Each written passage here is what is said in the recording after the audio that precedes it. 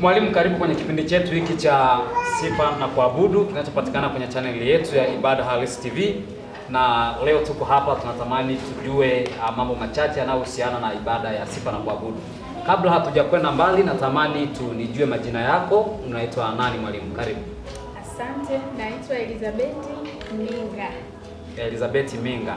Hapa kanisani EAGT Galilaya hapa Uyole, wewe unahudumu kwenye eneo gani hasa kwenye eneo la sifa na kuabudu? Mimi ni mwimba kwaya, pia ni mwalimu wa kwaya. Okay, ni mwalimu wa kwaya. Hapa kanisani tuna kwaya ngapi? Hapa kanisani tuna kwaya 2. Ndio. Ambazo hizo kwaya ndio kubwa za mahali hapa. Unaweza kuzitaja majina? Ndio, kwaya moja inaitwa The Winners Gospel Choir. Na nyingine inaitwa Revelation Choir. Amen. Wa The Winners Choir pamoja na Revelation Choir ambazo zote zinapatikana hapa kanisani, kanisa la EAGT hapa Uyole Galilaya kwa mchungaji Riziki Mondia. Katika utumishi wenu wa kumtumikia Mungu kwenye eneo lenu la uimbaji, ni changamoto gani mnakutana nazo katika eneo hilo la utumishi? Changamoto tunazokutana nazo ni vile kama nimefundisha wimbo mimi kama mwalimu, tunatakiwa tuje tukarekodi. Michango inasuasua kidogo, kwa hiyo haturekodi kwa wakati. Na mimi kama mwalimu napenda nikisema jamani, siku fulani tukarekodi, twende tukarekodi. Sasa michango inasuasua hivyo, tunachelewa kwenda kurekodi. Okay. Na pale michango inapokuwa imesuasua kwenda kurekodi, huwa unatumia mbinu gani mwalimu? Sababu mwalimu ni taaluma, lazima uwe na techniques nyingi za kuhakikisha jambo lako linafanikiwa. Unatumia mbinu gani kuhakikisha kwamba jambo la kwenda kurekodi linafanikiwa? Mbinu tunayotumia, huwa tunapunguza michango kidogo, maana tuna mfuko wa kwaya. Tunachota kidogo kwenye kwaya, hivyo tunawaambia wanakwaya wachange kidogo ili tu aende tukarekodi kwa wakati. Amen. Ndio pesa mnazo na zimekaa kwenye mfuko. Hapa nazungumza na benki. Sawa, mwalimu, umezungumza hapa kanisani mnazo kwaya 2. Mara nyingi sana kuna misemo hiyo inasemwa huko nje, pengine kwa sababu sio mambo ya kiroho sana ama vinginevyo. Wanasema mafahari wawili hawawezi wakakaa kwenye zizi moja. Nyinyi mmewezaje kukaa kwenye zizi moja, Revolution Choir pamoja na kwaya ya The Winners Choir? Mmewezaje kukaa kwenye zizi moja? Sisi tunamshukuru Mungu. Kiukweli tunapendana. Na kinachosababisha tupendane kwanza ni maombi. Tunaomba sana, Mungu anatusaidia, anatupa upendo, na ndio maana tunapendana.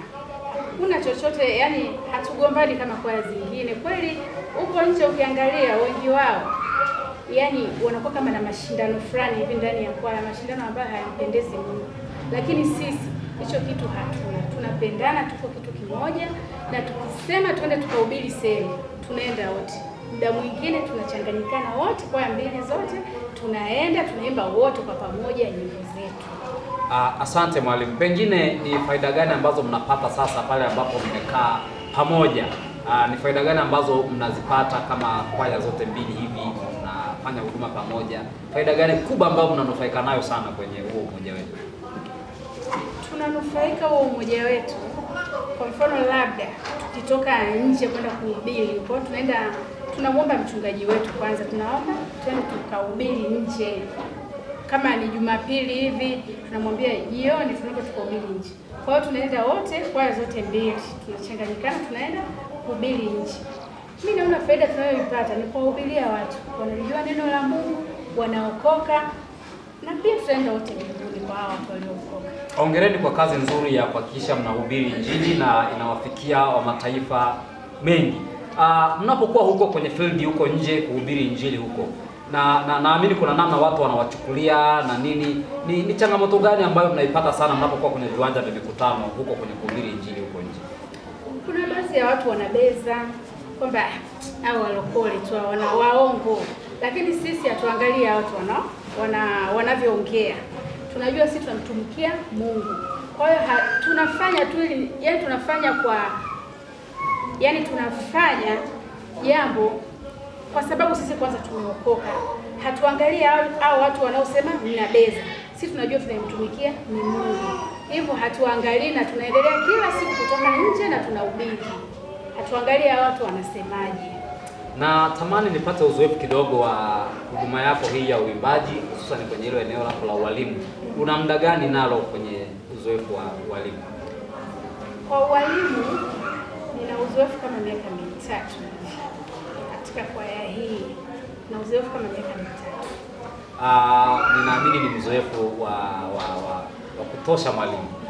Pengine unapokuwa kwenye eneo lako hilo la utumishi ya ualimu na nini, kama mwalimu binafsi, changamoto gani ambazo unakutana nazo kama mwalimu binafsi kwenye utekelezaji wa majukumu yako ya kila siku kwenye eneo hilo la uimbaji? Changamoto ninazozipata, kuna baadhi ya nyimbo unaweza ukatunga vizuri, lakini yani unatamani kwaya ifike sehemu fulani, au huyu mwimbaji na huyu au anakuwa anatamani waimbe hivi ninavyotaka mimi, lakini utakuta wanashindwa pale ninapotaka waimbe. Kwa hiyo na mimi huwa naona changamoto. Sasa nakuwa kama ngoja tu niendane nao hivyo hivyo, lakini inakuwa mimi sipendi hivyo. Hata baadhi ya step tulikuwa tunafundishana, natamani wacheze step ambayo sio kila mtu aiige hiyo step, yaani yule mtu anayeiga apate shida, lakini wanakuwa wazito. Kwa hiyo na mimi hiyo ni changamoto kwangu. Bila shaka hayo ni mambo ya kimaumbile ambayo kila mtu kuna namna Mungu alivyomuumba, anaweza akafanya vile ambavyo anataka kufanya, lakini wengine akashindwa. Hizo ni changamoto za kawaida ambazo taratibu naamini wanaweza waka-adapt wakaenda pamoja na wewe. Labda kwa kuhitimisha mwalimu, ni faida gani kubwa ambayo umeipata katika kumtumikia Mungu kwenye ile eneo la uimbaji? Binafsi wewe kwenye eneo la uimbaji umepata faida gani? Yaani faida kubwa, kwanza mimi napenda kuimba.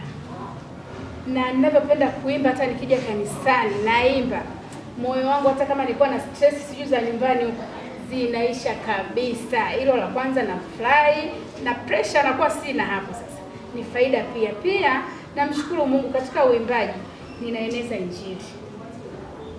Maana watu wakisikia nyimbo zetu, maana ni mahubiri tosha, wakizisikia watu wataokoka kupitia nyimbo zetu. Mimi naona ni faida kubwa sana. Asante. Hapa kwenye utangulizi wangu nilitoka kusema kwamba tunazungumza na mwalimu wa kwaya, lakini pia ni kipindi chetu cha sifa na kuabudu. Natamani sasa watu wanaotusikia huko nje wapate ratiba walau hapa kanisani, ibada ya sifa na kuabudu huwa inaanza muda gani, ili pia yule ambaye yuko nyumbani ajitahidi kupanga ratiba zake vizuri na kukimbia kuja ibadani, ili asije akakosa kipindi hiki kizuri ambacho kinaongozwa na Revolution Choir pamoja na The Winners Choir. Hicho kipindi na mimi natamani siku moja nikiwahi. Hebu tuambie kwamba huwa kinaanza muda gani? Kipindi cha sifa na kuabudu kinaanza saa 4 kamili. Maana ndio ibada yetu inaanza, tunaanza na pambio, zote hizo ni sifa na kuabudu. Baada ya pambio kuisha ndio tunaanza kwaya mbalimbali. Labda wale ambao sasa wako majumbani wanatamani waimbe, wengine wana vipawa mbalimbali, wana karama za kuimba na nini, lakini wako majumbani wameshindwa waanzie wapi, unawaambiaje? Unawatamanisha nini hasa? Yaani nawaambia hivi, karibuni kanisani jamani. Mtajifunza mambo mengi. Wewe mwenye kipaji usikae nacho nyumbani, njoo kanisani tujifunze. Yaani karama yoyote uliopewa na Mungu, ukija hapa kanisani utafanikiwa, utabarikiwa na utajifunza zaidi. Kama wewe ni mwimbaji, utakuwa mwimbaji wa kimataifa. Karibu, usikae nyumbani huko, Mungu anakupenda. Asante mwalimu. Ninatamani sasa kwa kuhitimisha tupate utuelekeze kanisa letu linaitwaje, linapatikana wapi, na mchungaji wetu ni nani, ili sasa na wengine ambao wako huko majumbani waweze kupata anwani ya kuweza kufika hapa kanisani. Kanisa letu, kwanza kabisa, sisi tuko mkoa wa Mbeya, wilaya ya Mbeya mjini. Tupo Uyole, mtaa wa Jelele. Kanisa letu linaitwa EAGT Galilaya. Mchungaji wetu anaitwa Mchungaji Nathanaeli, anaitwa Riziki Nathanaeli Ng'ondia. Karibuni sana. Asante. Na mpenzi mtazamaji wa Ibada Halisi TV, nilikuwa na mwalimu wa kwaya hapa kanisani ambao wamekuwa wakihudumu katika kipindi cha sifa na kuabudu. Si mwingine ni mwalimu Elizabeth, na ameeleza namna ambavyo ibada za hapa zinakwenda na namna ambavyo huduma hii ya uimbaji ambayo ni huduma pendwa sana kwenye maeneo mengi imekuwa ikifanyika kwenye majengo mengi ya ibada.